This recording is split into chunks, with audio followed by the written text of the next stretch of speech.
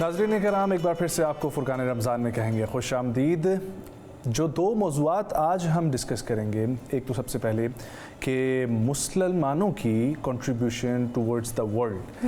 हम लोग देखते हैं ख़वातीन और हज़रात के इस्लाम यकीनी तौर पर सिर्फ इबादत का दीन नहीं है, ये मुकम्मल ज़ाब्ता हयात है। और मुसलमानों ने चाहे फ़ल्कियात के हवाले से हो, रियाजी के हवाले से हो, साइंस के हवाले से हो, तिब के हवाले से हो, और जब दुनिया तारीकी में डूबी हुई थी तो उस वक्त अपने अदल के ज़रिए, अपनी इंसानियत के ज़रिए, इस्लामी तहज़ीब के ज़रिए जो दुनिया की सिमत तब्दील कर दी थी ना, आज हम उसके ऊपर बात करेंगे। कहीं वो मुसलमानों की शनाख्त खो सी गई है, और वही किताबें जिनका हम जिक्र सुनते हैं, चाहे इब्नुल हैसम के हवाले से हो, चाहे किसी और साइंसदान के हवाले से हो, जिनको यूरोप ने अपनाकर आज तरक्की हासिल की है, हम मुसलमानों के हाथ वो किताबें क्यों ना लगीं, और अगर हमारे पास ही थी वो किताबें तो हमने उनसे इस्तिफ़ादा क्यों ना हासिल किया। और दूसरा टॉपिक कि गुनाहों से बचने का तरीका क्या है, तौबा किस तरीके से वो दिल से तौबा निकले। मग़फ़िरत का महीना भी चल रहा है कि मग़फ़िरत और निजात हासिल हो सके।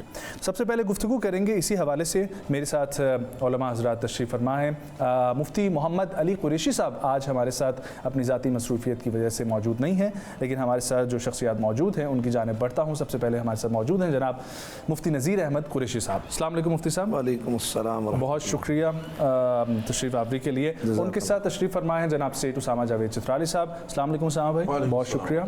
और उनके साथ तशरीफ़ फरमा हैं जनाब अल्लामा सैयद अमजद हुसैन शाह नकवी साहब। अस्सलाम वालेकुम अल्लामा साहब, खैरियत से हैं आप? अल्हम्दुलिल्लाह। गुफ्तगू का आगाज़ मुफ्ती साहब आपसे करूँगा।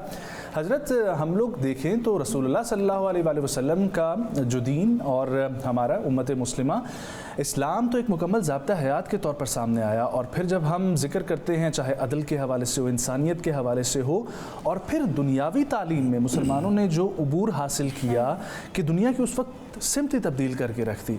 आज जिस फुक़दान का हम शिकार हैं, ये दीन से दूरी है या कुछ और वजह? बिस्मिल्लाहिर्रहमानिर्रहीम। अल्लाहुम्मा सल्लि अला सय्यिदिना मौलाना मुहम्मदिन व अला आलि सय्यिदिना मौलाना मुहम्मद मुबारक वसल्लम वसल्लि अलैहि। आप देखें तो हकीकत में जिसने भी आज तक जिस तरह की भी तरक्की की है वो मरहून मिन्नत कुरान और इस्लाम ही का है। ये जो मगरब आज पुकार के कह रहा है कि हमने तरक्की के बड़े झंडे गाड़ दिए, उन्होंने जो तरक्की का मटीरियल लिए वो हमारे कुरान से लिया है। कुरान में तमाम उलूम मौजूद हैं, उनसे इस्तिफ़ादा हमारे मुसलमानों ने अल्हम्दुलिल्लाह अज़ीम कदीम दौर में किया। और जिस तरह आपने ख़ुद भी गुफ्तगू के आगाज़ में कहा है कि बड़े बड़े साइंसदान इस्लाम ने इस इंसानियत को फराहम किए हैं। जी बिल्कुल। तो आज भी अगर देखा जाए तो ये मगरब का कोई इसमें कमाल नहीं है, उन्होंने ये दीन से ही चीज़ें चुरा के और इसी को यानी उन्होंने बेसक बनाकर इस पर वर्क किया।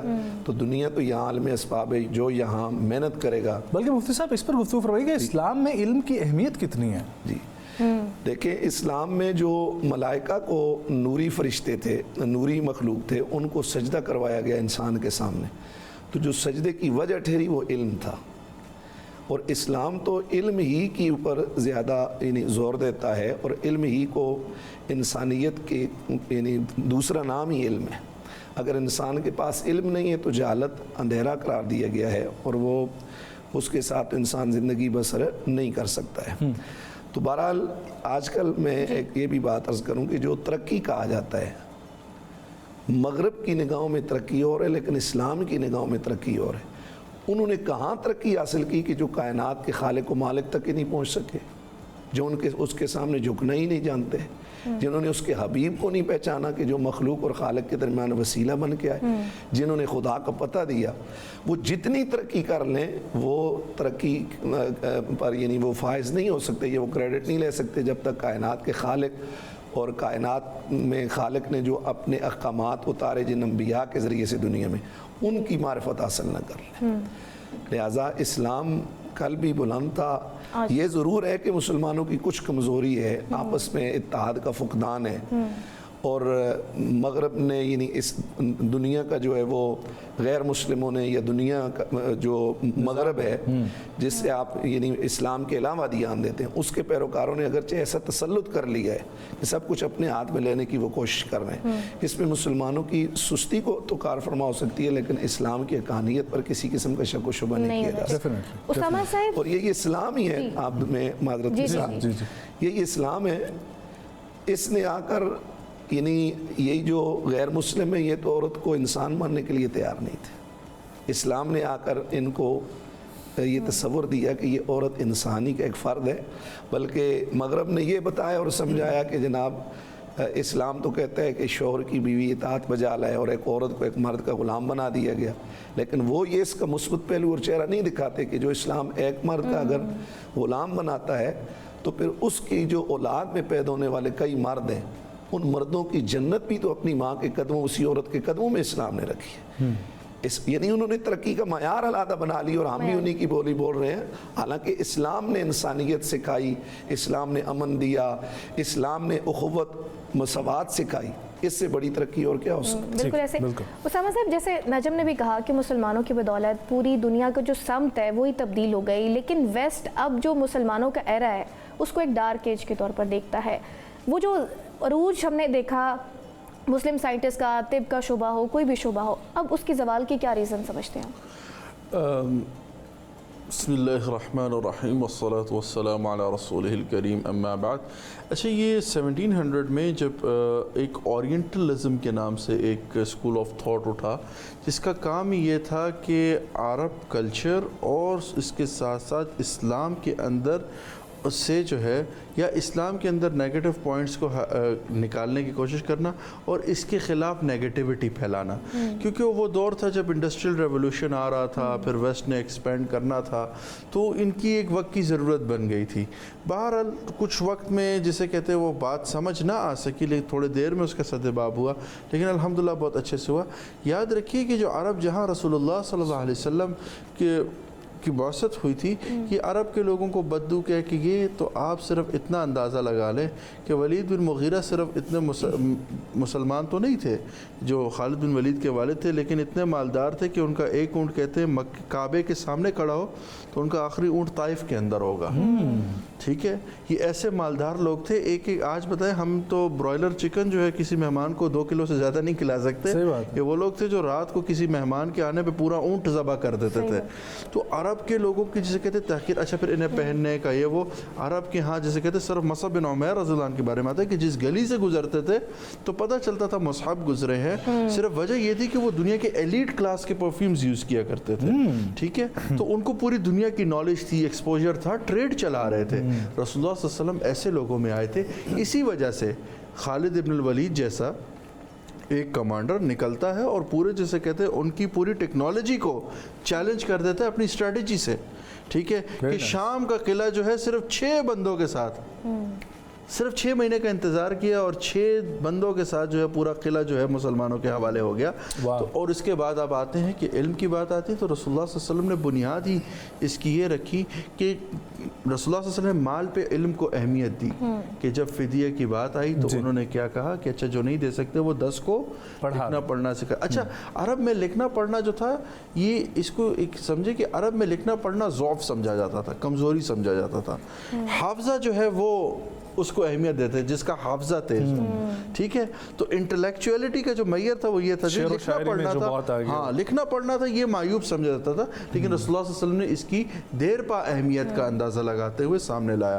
پھر دنیا میں ایک اسٹریٹجیکلی جو ہے مسلمان چلے اور آٹومن امپائر تک آپ آ کے دیکھیں. میں صرف ایک کہوں گا کہ ویسٹ جو ہمیں ڈارک ایج کہتا ہے نا, تو ویسٹ سے صرف میں یہ کہوں گا کہ صرف اسلام کے یہ 1400 سال لے اور اپنے صرف 200 سال لے, جو ویسٹ نے ترقی کی ہے اس نے دنیا کو ایکسپلائٹیشن کی طرف لے گیا ہے. چاہے اس نے دوائی نکالی ہے, چاہے اس نے مطلب ٹیکنالوجی میں کوئی بھی ترقی کی ہے, human God exploited, nature God disturbed, climate پورا آپ کا ڈسٹرب کر دیا انہوں نے.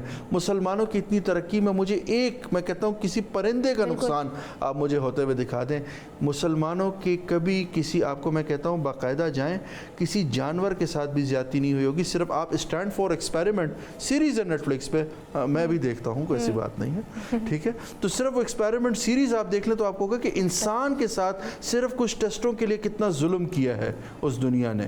ٹھیک ہے, لیکن اسلام میں جسے کہتے ہیں سائیکالوجسٹ آپ کو راضی جیسا ملے گا جس نے مینٹل ویل بینگ کو انٹروڈیوس کیا, آپ کو اس کے ہاں کوئی انسان ایکسپیریمنٹل آبجیکٹ کے طور پہ نظر نہیں آئے گا.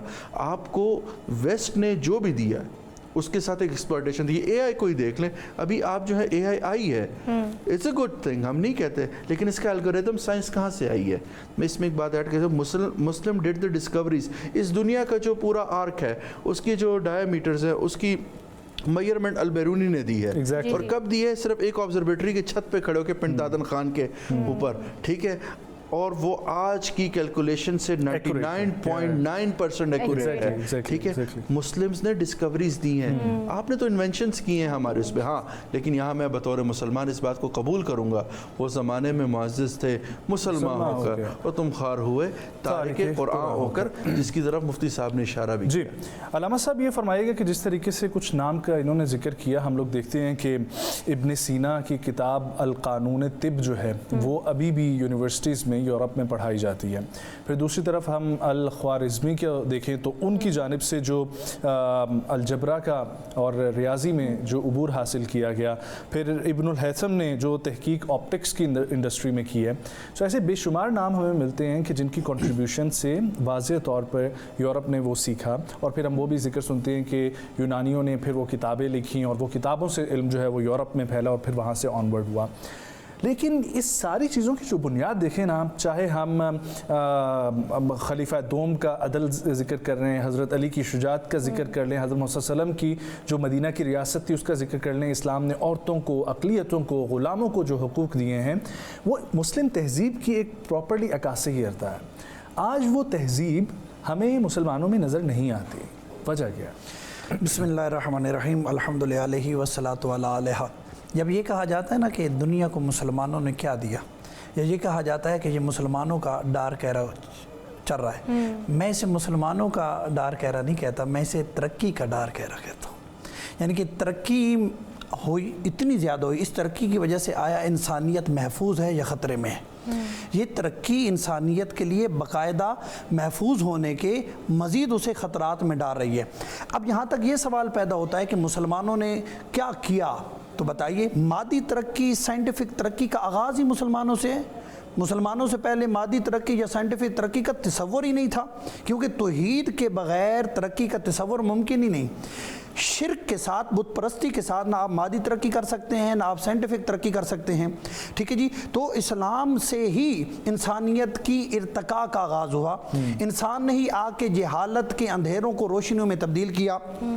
قبلہ نے اشارہ بھی کیا ہے کہ مسلمانوں نے اس دنیا کو کیا دیا.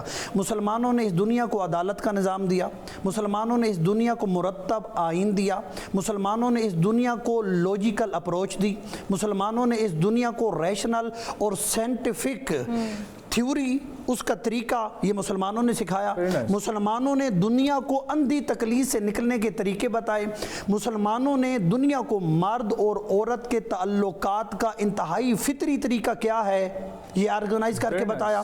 مسلمانوں نے دنیا کو کیا کہتے ہیں, فائنانشل اپنا چیزیں, یعنی کہ پیسے, ہیومن سورسز اور فائنانشل ریسورسز کو اکٹھا کر کے اس کے ساتھ انسانیت کو ترقی کیسے دی جا سکتی ہے یہ بتایا. یعنی کہ اور وہ پورا نصاب بتایا, زکوٰۃ کا نصاب ہے, عشر کا ہے, خمس کا ہے, یہ بتایا. پھر جو سب سے بڑھ کے اسلام نے, مسلمانوں نے اور اسلام نے کنٹریبیوٹ کیا ہے وہ یہ ہے کہ سب سے پہلے فریڈم آف سپیچ, اظہار آزادی رائے اور آزادی عقیدہ, یہ دینے والا بھی اسلام ہے. قرآن مجید میں اللہ نے فرمایا نا, قل یا ایھا الکافرون لا اعبد ما تعبدون ولا انتم عابدون ما اعبد ولا انا عابد ما عبدتم ولا انتم عابدون ما اعبد. اے حبیب ان سے کہہ دیجئے کہ جن کی تم عبادت کرتے ہو نا ان کی میں نہیں کرتا, اور جو میرا رب ہے ان کی تم نہیں کرتا. تمہاری معبودوں کی میں نہیں کرتا, میرے معبودوں کی تو نہیں کرتا, لہذا تمہارے لیے تمہارا دین ہے, ہمارے لیے ہمارا دین ہے. مجھے بتائیے, اس سے پہلے, اسلام سے پہلے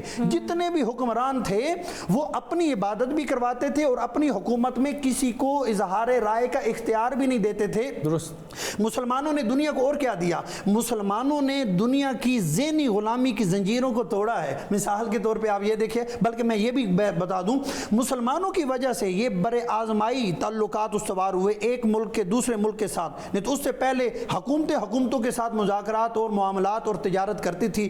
اسلام سے پہلے یہی ہوتا تھا, ٹھیک ہے جی, بندہ کر ہی نہیں سکتا تھا. تو اظہار یہ رائے جو کچھ بھی. اچھا آگے چلیے, آقا اور غلام کا فرق کوئی نہیں, کس نے بتایا؟ वाह, यानी ये इंसानियत की तकरीम किसने करवाई? वो औरतें जिन्हें जिंदा दरगोर कर दिया जाता था, उन्हें रहमतुल आलमीन ने, अपनी बेटी आई, रहमतुल आलमीन ने उस औरत का एहतराम में खड़े होकर दुनिया को बताया कि ये जो औरत है ये क्या है, ये रहमत है। तो इस्लाम ने कोई पहलू ऐसा नहीं है कि जिसमें मुसलमानों का कंट्रीब्यूशन नहीं है, लेकिन क्योंकि मीडिया हमारे पास नहीं है, ये दुनिया का अलमिया है कि जिसका मीडिया है उसी की राय दुनिया पे यानी कि चलती है। मीडिया हमारे पास नहीं है, रिसोर्सेज हमारे पास नहीं है, वगरना आज का दौर भी ऐसा नहीं है कि हमारी कंट्रीब्यूशन नहीं है। ये मीडिया ने हमें इतना, यहाँ पे हमारी नौजवान नस्ल को मीडिया ने मायूस किया है, वगरना आज भी हमारे पास असलाफ की बाकियात हैं। डेफिनेटली बहुत बहुत उम्दा, बहुत उम्दा। ख़वातीन हज़रात, इस टॉपिक से अब हम लोग शिफ्ट करेंगे वक्फे के बाद, लेकिन सिर्फ इतना कहना चाहूँगा कि इस्लाम में मुख्तलिफ निज़ाम जो रखा गया है उसका एक तरीक़ाकार है, और उसमें सिर्फ एक ही कॉन्सेप्ट की अगर हम बात करें कि आज हम डिफरेंट इलाके जब आबाद करते हैं उसमें कम्युनिटी सेंटर क्यों रखते हैं, ताकि हम एक दूसरे के साथ दुख दर्द शेयर कर सकें। हमारी मेंटल हेल्थ के लिए भी बहुत अच्छे, और किसी की माली मदद भी हो जाएगी। जिस तरीके से अल्लामा साहब ने फरमाया ज़कात का निज़ाम माली मदद के लिए रखा गया, और अगर एक दूसरे के साथ दुख दर्द बांधना है, किसी का मसला सुनना है, किसी का मसला हल करना है, तो नमाज का और मस्जिद का जो कॉन्सेप्ट रखा गया वो कम्युनिटी सेंटर के लिए बेहतरीन है। तो इस तरीके से बेशुमार चीज़ें हैं, चाहे आप एक्सरसाइज को ले लें, चाहे आप फल्कियात के निज़ाम को ले लें, बिग बैंग थ्योरी को ले लें, ये तमाम तर चीज़ें जो है वो कुरान से नो डाउट साबित होती हैं। वक्फे की जानिब हम लोगों ने बढ़ना है, वापस आएंगे, दूसरे टॉपिक की तरफ पढ़ेंगे, साथ रहेंगे।